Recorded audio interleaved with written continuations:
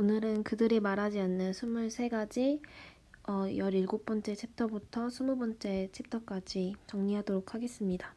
17번째 챕터는 교육을 더 시킨다고 나라가 더 잘 살게 되는 것은 아니다 라는 제목입니다. 17번째 챕터에서 가장 중요한 것은 교육과 경제성장 간의 관계인데, 교육의 양을 늘리거나 그렇게 질을 높이거나 하면 경제가 성장할 거라고 생각을 하지만 사실상 이런 관계는 성립하지 않고, 경제 성장하기 위해서는 교육 말고도 그 이외에 다른 것들이 필요하다라는 내용입니다. 이거는 18번째 챕터에서 있다가 나올 기회평등화도 관련이 있다고 생각하는데, 교육의 양을 늘리거나 질을 높임으로써 모두에게 어떤 의무교육을 시키면서 기회의 평등을 주어졌다고 생각을 하지만, 사실상 그 주어진 기회를 활용하려면 다른 이외의 것이 필요하다는 내용이 나오는데, 그것처럼 경제가 성장하기 위해서는 교육만으로는 되지 않는다라는 내용입니다. 사실 실제로 보면 경제 성장이라는 것이 많은 부분의 서비스업이나 제조업에 있어서 기계화가 되는 측면이 있고, 이 기계화는 오히려 교육을 통해서 숙련된 노동자보다는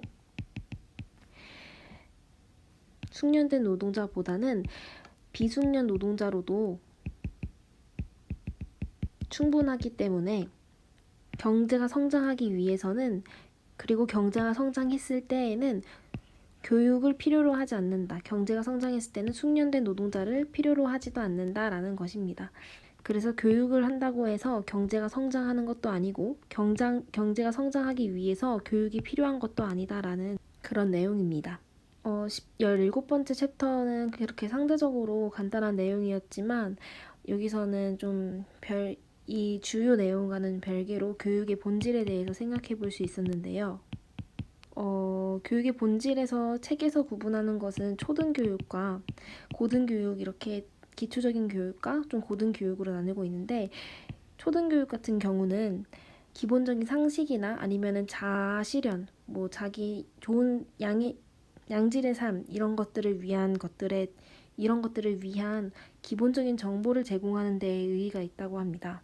페이지 242쪽에, 다만 우리가 아이들에게 이런 과목들을 가르치는 이유는 그것이 아이들의 삶을 풍요롭게 하고 그것이 더 나은 시민으로 길러내는 데 도움을 준다고 믿기 때문이다 라고 하였으니까, 초등교육이나 아니면 기초적인 역사교육 같은 것은 더 나은 시민으로 기르기 위해서 이바지를 하는 바가 있지만, 그 이상의 고등학교에서 배우는 어떤 디테일한 지식들이나 이런 것은 실제로 생산성 향상이나 경제 성장에 미치는 영향은 그렇게 크지는 않고, 그것들은 어떤 것에 왜 그렇게 배운 것에 의미가 있냐면, 페이지 247쪽에 고등교육의 생산성 효과가 낮은 것은 고등교육의 기능 중 경제학에서 분류라고 일컫는 기능이 강하기 때문이다. 같은 페이지에, 물론 고등교육은 피교육자들에게 생산성과 관련된 지식을 상당 정도 전수해주지만, 그렇기도 하지만 그것의 또 하나 중요한 기능은 그 피교육자들이 얼마나 고용에 적합한지 그들을 줄 세우는 데에 중요한 기능이 있다. 많은 직종에서 중요하게 여기는 능력은 일을 하면서 배워갈 수 있는 전문 지식보다는 전반적인 지능이나 의지, 조직적 사고력 등이다.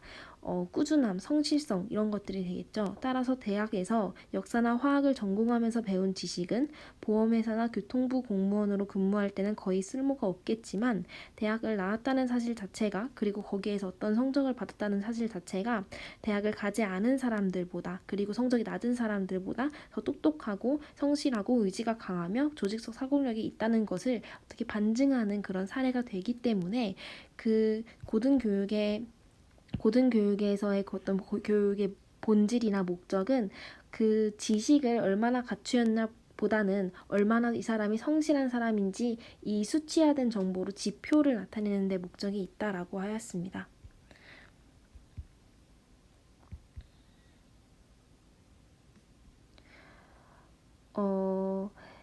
이렇게 고등교육이 어떤 분류라고 일컬어지는 어떤 지표로서 작용을 하게 된다면, 대학을 나온 사람이랑 나오지 않은 사람 중에서 당연히 이렇게 어떤 줄 세우기에서 우위를 차지하게 될 것이고, 그렇기 때문에 점점 더 사람들은 모두 대학을 나오는 선택을 대학을 가는 선택을 할 것이기 때문에 이렇게 점점 모두의 전반적인 교육 수준이 모두의 전반적인 학위의 수준이 다 같이 올라가는 이른바 학력 인플레이션 효과가 발생한다라고도 하고 있습니다. 그리고 개인적으로 든 생각은 초등교육은 어떤 개인의 자질을 해명하는 데에 있다고 한다면 고등교육은 이것이 분류하는 데 초점을 맞추다 보니까 점점 더 고등교육의 어떤 난이도가 올라가고 초등교육이 개인의 삶의 질을, 삶의 어떤 자아에 대해서 교육을 하는 것이었음에도 불구하고 고등교육을 위한 어떤 수단으로 전락하고 있는 것이 아닌가라는 생각도 들었습니다. 그래서 이 챕터에서 마지막으로 시사하는 바는 250쪽에 교육은 소중하다. 그러나 교육의 진정한 가치는 생산성을 높이는 데에 있는 것이 아니라 우리가 잠재력을 발휘하고 더 만족스럽고 독립적인 생활을 할 수 있도록 하는 데에 있다. 그러니까 어떤 기초적인 어떤 자질을 함양하는 데에 교육이 초점이 맞춰져야 한다라는 내용인 것 같습니다. 그리고 교육만으로는 부족하다라는 점. 18번째 챕터는 GM에 좋은 것이 항상 미국에 더 좋은 것은 아니다라는 챕터입니다.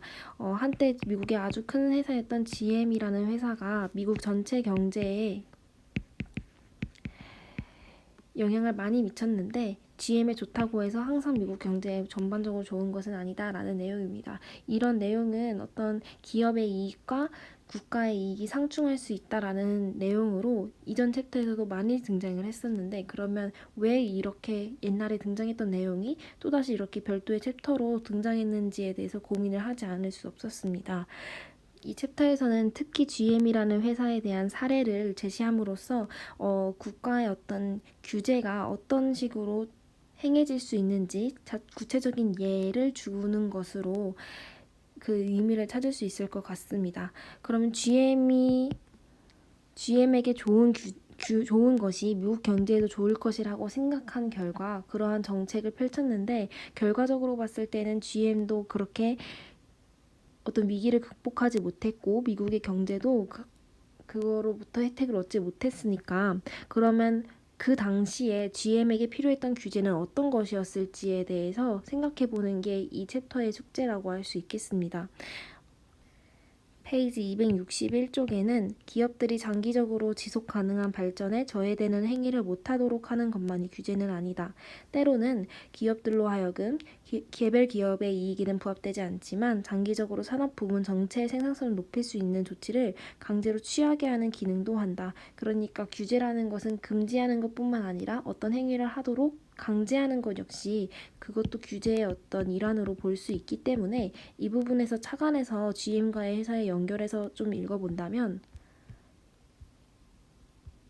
페이지 258쪽에 보호무역을 위한 로비를 하고 더 작은 경쟁사들을 사들이는 한편 금융 분야에 손을 뻗치는 대신 누군가 GM으로 하여금 더 나은 차를 만들어내는 데 필요한 기술과 설비에 투자하도록 강제를 했다면 그렇게 했다면 미국에 더 도움이 되었을 것이다 라는 부분을 이 앞에 261쪽에 나오는 내용과 연결지어 보면 GM에게 필요했던 것은 어떤 미국 정부가 이렇게 투자를 하도록 강제하는 규제가 필요했을 것이다 라는 점을 유추할 수 있었습니다. 내용 자체는 전반적으로 봤을 때 이전 내용과 많이 겹치는 부분이 있었지만 이 부분을 GM 회사랑 좀 더 연결지어서 읽으면 나름의 의의를 찾을 수 있을 것 같습니다. 챕터 19번째는 우리는 여전히 계획 경제 속에서 살고 있다라는 것입니다. 자유시장주의자들은 시장이 굉장히 자유롭게 진행되고 정부의 규제가 아무것도 없는 그런 게 이상적이라고 말하지만 아주 처음에 나왔던 챕터에서 나오듯이 정부의 규제가 아예 존재하지 않는 그런 시장은 성립할 수가 없고 시장이라는 것이 있다는 것 자체가 일단 정부가 개입된 결과이기 때문에 굉장히 자유시장이라는 것도 상대적인 개념이라는 것을 많이 말한 바가 있습니다. 이 부분에 있어서는 그 자유시장과는 어떻게 보면 상충되게 느껴질 수 있는 개념인 계획이라는 거에서 계획경제에 있는 그 계획이라는 것에 대해서 어떤 경제 성장에 얼마나 영향을 미치는지, 계획이 중요한지 안 중요한지 그거에 대해서 얘기를 하고 있습니다. 계획이라는 것이 경제 성장에 미치는 영향에 있어서 여기에서 이 챕터에서 말하고자 하는 가장 중요한 것은 계획이 0일 때, 그리고 계획이 100일 최고라고 했으면 계획이 0이고 계획이 100일 때 점점 더 그 어떤 그 좋은 정도가 기여하는 바가 선형적으로 이루어지지 않는다는 그런 그림을 가지고 읽으면 좋을 것 같습니다. 페이지 275쪽입니다. 이 부분은 계획이 만약에 0, 아까 말했던 제가 나름의 해석에서 0일 때는 그러나 우리 시장 하나만으로 살아갈 수 있다는 생각은 계획이 0이라면 소금이 우리의 생존의 필수적인 요소이므로 소금만 먹어도 살아갈 수 있다고 믿는 것이나 다를 바 없다. 그러니까 계획이 아예 없는 상태는 우리가 살아갈 수 없다라고 명확하게 나오고 있고요. 페이지 268쪽에는 계획이 만약에 100이라고, 그러니까 계획을 최대치로 끌어올린다고 했을 때 문제점은 뭐냐면, 그러나 경제가 발전하면서 현재 생산하거나 앞으로 생산할 제품과 제아들의 수가 많아지고 종류도 점점 다양해지자 중앙 계획은 갈수록 어려워졌다. 그러니까 계획을 많이 한다고 해서 무조건 성공하거나 아니면은 효과적인 어떤 결과를 가져온다는 그런 보장도 없다. 그러니까 이런 선형적인 관계는 성립하는 게 사실 아니고, 계획에서 중요한 것은 일단 국가의 어떤 계획을 하는 게 중요하다. 일단 계획을 세우는 게 중요하다라는 것인데, 그 계획을 세우는 게 왜 중요하냐면 계획을 세움으로써 우리는 일련의 어떤 방향을 설정할 수 있기 때문입니다. 페이지 272쪽에는 언젠가 아버지 부시가 한 말을 빌리자면 비전이라는 것이 필요하다 이런 내용을 한 적이 있고, 이 비전이라는 게 계획이라는 것이 있고, 그 다음 페이지인 273쪽에는 간단히 말해서 사람들은 CEO가 계획을 하는 사람이길 원한다 라고 하니까 CEO라든지 아니면 국가의 정부를 이끌어 나가는 어떤 책임자는 계획을 하는 사람이어야 한다. 그래야 그 사람들을 믿고 어떤 행동을 이끌어 나는 그 사람들이 이것을 계획을 보고 그 사람을 따르거나 아니면 자신의 계획을 또 하부 계획을 세우거나 뭐 이런 식으로 방향 설정이 가능하기 때문에 계획이라는 것은 이렇게 양적으로 좋고 양적으로 있으면은 무조건 좋고 없으면 안 좋고 이렇게 판단할 것이 아니라 계획을 일단 세우는 게 중요하고 그 계획을 어떻게 세우느냐, 그 내용과 어떤 목적, 방향, 그 질적인 내용이 중요할 것이다 라는 내용입니다.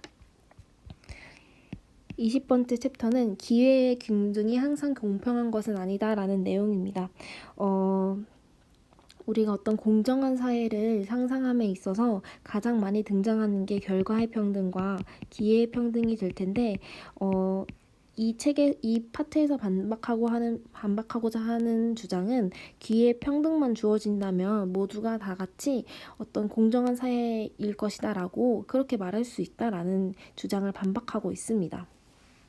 빠른 이해를 위해서 핵심적인 내용을 먼저 보자면 284쪽에 인간은 진공 상태에서 태어나는 것이 아니다 라고 했으니까 인간은 어떤 자기 주변에 환경이 있는 상태에서 태어나기 마련이고 각자 처한 사회 경제적 환경은 개인의 성취에 심각한 제약으로 작용한다. 심지어 환경은 개인이 무엇을 성취하기를 원하는지에까지도 제약을 가할 수 있다. 내가 어떤 것을 원했을 때 그것을 성취하는, 내가 어떤 것을 원했을 때 그것을 성취로 이끌어내는 그 과정에는 어떤 개인이 둘러싸고 있는 환경이 굉장히 중요한 영향을 미치고, 또한 내가 어떤 것을 원하는 것 자체도 내가 어떤 포부를 가지느냐 그거 자체도 환경에 영향을 많이 받는다. 이 두 가지 내용입니다. 환경 때문에 우리는 어떤 일들을 시도해보기도 전에 포기하기도 한다라고 했으니까 기회의 평등만 주어지는 것만으로는 어떤 평등이 보장되는 것이 아니고, 평등을 보장되기 위해서는 어떤 기회의 평등이 효과를 발휘하기 위한 어떤 전제 조건이 필요하다는 것입니다. 그 전제 조건이 바로 결과의 평등이 될 것입니다. 내용 자체는 간단하고 여기서 그냥 마지막으로 한 가지만 정리를 해보자면 기회의 평등과 결과의 평등의 관계에 대해서 정리를 하고 싶습니다. 여기에다 몇 가지 말을 붙여서 기회의 평등이 효과를 가짐.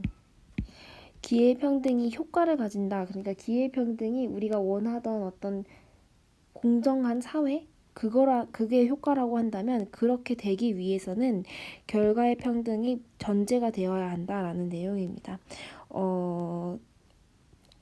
기회평등만 주어졌다고 해서 그것이 효과를 바로 불러일으키는 것은 아니고 기회평등이 주어졌다라고 해도 그 기회를 활용할 능력, 그 기회에 어떤 기회를 가지고 기회를 쓸 능력이 필요한데 그 능력은 기회평등만으로는 안 되고 결과적으로 일단 평등한 사회가 주어져야지만 기회평등이 효과를 발휘할 수 있다라는 내용입니다. 이거는 아까 말했듯이 기회평등이 교육이라고 한다면 그 교육만으로는 효과를 가지기 어렵고 그 교육을 둘러싸고 있는 사회 전반적인 어떤 제반의 개선이 이루어져야지 교육의 어떤 긍정적인 면이 효과를 발휘할 수 있는 것이 아닌가라는 생각도 들었습니다. 오늘 읽은 챕터는 17번째에서는 교육이 곧 생산성 성장을 의미하는 것은 아니다라는 내용이었고 18번째 챕터에서는 GM의 사례를 한번 보았고 19번째 챕터에서는 계획은 어떤 선형적인 관계로 계획이 있으면 좋고 없으면 안 좋고 이것이 아니라 내용이 중요하다라는 내용이었고 20번째로는 기회평등을 이 제대로 된 효과를 가지려면 그것만으로는 안 되고 결과의 평등도 필요하다라는 내용이었습니다. 이걸로 오늘 정리를 마치도록 하겠습니다.